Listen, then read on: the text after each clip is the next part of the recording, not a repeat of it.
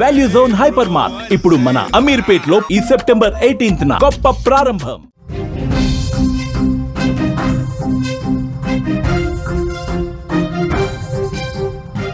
అమెరికాలో పోలీసుల కాల్పుల్లో తెలంగాణ యువకుడు మృతి చెందాడు. సెప్టెంబర్ 3వ తేదీన తన రూమ్మేట్తో గొడవ జరిగింది. వెంటనే పోలీసులకు సమాచారం అందించారు. నిజాముద్దీన్ను పోలీసులు కాల్చి చంపినట్టుగా సమాచారం వస్తోంది. మృతుడు మహబూబ్ నగర్ జిల్లావాసి. కాలిఫోర్నియాలో ఈ ఘటన జరిగింది. ఆలస్యంగా ఇప్పుడు బయటకు వచ్చింది. అమెరికాలో పోలీసులు ఎంత కఠినంగా ఉంటారో చెప్పాల్సిన పనిలే. తేడా వస్తే మాటల కంటే వారి తూటాలే ఎక్కువగా మాట్లాడతాయి. వారు జరిపిన కాల్పులకు తెలుగు యువకుడు బలయ్యాడు. తెలంగాణ వాసిని అమెరికా పోలీసులు కాల్చి చంపేశారు. అతన్ని చంపడానికి కారణం తన రూమ్మేట్తో గొడవని తెలుస్తోంది. సెప్టెంబర్ 3వ తేదీన ఈ ఘటన జరిగింది. ఇప్పుడు ఆలస్యంగా ఈ వార్త బయటకు వచ్చింది. మహబూబ్ నగర్ రామయ్య బౌలికి చెందిన మహమ్మద్ నిజాముద్దీన్ ఉన్నత విద్య కోసం 2016లో అమెరికా వెళ్ళాడు. ఫ్లోరిడా కళాశాల నుంచి మాస్టర్స్ డిగ్రీ పూర్తి చేసిన తర్వాత అతను ఒక కంపెనీలో సాఫ్ట్వేర్ ప్రొఫెషనల్గా పనిచేస్తూ ఉన్నాడు. ఆ తర్వాత పదోన్నతి పొందిన అతను కాలిఫోర్నియాకు వెళ్ళాడు. ఈ నెల 3వ తేదీన అతడి రూమ్మేట్తో నిజాముద్దీన్కు గొడవ జరిగినట్టుగా సమాచారం ఉంది. దీంతో ఇరుగు పొరుగు వారి నుంచి పోలీసులకు డిస్టర్బ్ కాల్ వచ్చింది.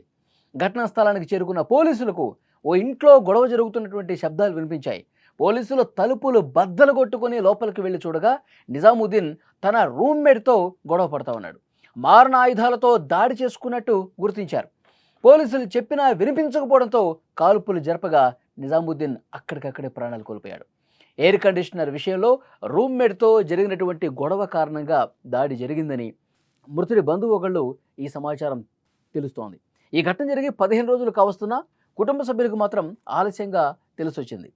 నిజాముద్దీన్ స్నేహితుడు తల్లిదండ్రులకు సమాచారం అందించాడు. కొడుకు మరణ వార్త విని ఆ తల్లిదండ్రులు కన్నీరు మున్నీరవుతున్నారు.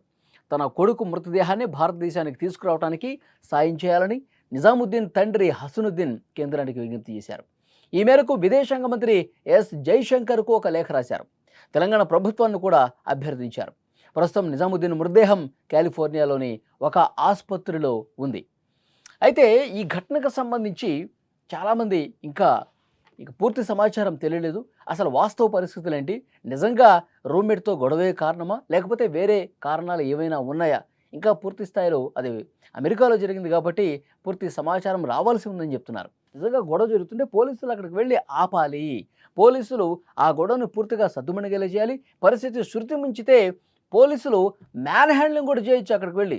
కానీ కాల్చి చంపడం అనేది చాలా కర్కశంగా వ్యవహరించారు అని సమాచారం వస్తోంది. అమెరికాలో పోలీసులు చాలా కఠినంగా ఉన్నారు. తేడా వస్తే వాళ్ళు తూటాలు దింపడమే పనిగా పెట్టుకుంటారు. ఎందుకంటే వాళ్ళు అమెరికా వాడిని కాదు కదా కాల్చింది. అమెరికా పౌరుడే అయితే వాళ్ళు కాల్చకపోయి ఉండొచ్చు అని చెప్పి అక్కడున్న మరికొంత తెలుగు వాళ్ళు కూడా మాట్లాడుతున్నటువంటి పరిస్థితి ఉంది. మన తెలుగువాడు కాబట్టి, మన తెలంగాణ రాష్ట్రానికి సంబంధించిన వ్యక్తి కాబట్టి వీళ్ళు గొడవ జరుగుతుంది, మనవాడు కాదు అన్న ఉద్దేశంతో కాల్ చేసుకుంటారు. వాళ్ళు కాల్చడం చాలా ఈజీగా మంచినీళ్ళు తాగినంత ఈజీగా వాళ్ళు మనుషుల్ని కాల్చి చంపేస్తూ ఉంటారు. దీన్ని చాలా సీరియస్గా తీసుకోవాల్సినటువంటి విషయం. మన ప్రధాని ఇక్కడ పాలకులతో మాట్లాడాల్సినటువంటి అవసరం ఉంది. మొన్న కూడా చంద్రమౌళి నాగమల్లయ్య అని చెప్పి ఒక వ్యక్తిని, మన భారతీయుడిని చాలా దారుణంగా తల నరికి చంపేసినటువంటి పరిస్థితి ఉంది. క్రైమ్ బాగా పెరుగుతుంది. ఒక పక్క పోలీసులు కూడా చట్టాన్ని పూర్తిగా అక్కడి చట్టాలకు అనుగుణంగా కాకుండా చట్టాన్ని చేతిలోకి తీసుకుని ఈ విధంగా కాలు చంపడం ఎంతవరకు సమంజసం అని కూడా మాట్లాడుతున్న పరిస్థితి ఉంది. సెప్టెంబర్ 3వ తేదీన ఈ ఘటన జరిగినట్టుగా తెలుస్తోంది. రూమ్మేట్తో గొడవ ఇది జరిగింది. ఇప్పుడు ఆలస్యంగా ఈ ఘటన వెలుగులోకి వచ్చినటువంటి పరిస్థితి ఉంది. మహబూబ్ నగర్ రామయ్య బౌలికి చెందిన మహమ్మద్ నిజాముద్దీన్ ఉన్నత విద్య కోసం 2016లో అమెరికా వెళ్ళాడు. అతను ఫ్లోరిడా కళాశాల నుంచి మాస్టర్స్ డిగ్రీ పూర్తి చేశాడు. తర్వాత సాఫ్ట్వేర్ కంపెనీలో పనిచేస్తూ ఉన్నాడు. ఆ తర్వాత పదోన్నతి మీద ఆయన కాలిఫోర్నియాకి వెళ్ళిన పరిస్థితి ఉంది. అతడి రూమ్మేట్తో ఏదో గొడవ జరిగింది. ఆ గొడవ జరుగుతున్న సమయంలో చాలా దారుణంగా కొట్టుకుంటూ ఉన్నారు. ప్రాణాలు పోగొట్టుకునే స్థాయిలో ఆ గొడవ జరుగుతున్నట్టుగా సమాచారం రావడంతో ఇరుగు పొరుగు వాళ్ళు పోలీసులకు ఇన్ఫర్మేషన్ ఉండడంతో వాళ్ళు వచ్చేసరికి ఆ గొడవ పడుతున్నటువంటి ఆ సీన్ చూసి వీళ్ళు కాల్చారు అని చెప్తా ఉన్నారు. మరి ఏం జరిగిందనేది వాస్తవాలు తెలియాల్సిన అవసరం ఉంది. ఈ కేసుకు సంబంధించి అక్కడ ప్రభుత్వం కూడా చాలా సీరియస్గా ఇన్వెస్టిగేట్ చేయాల్సిన అవసరం ఉంది.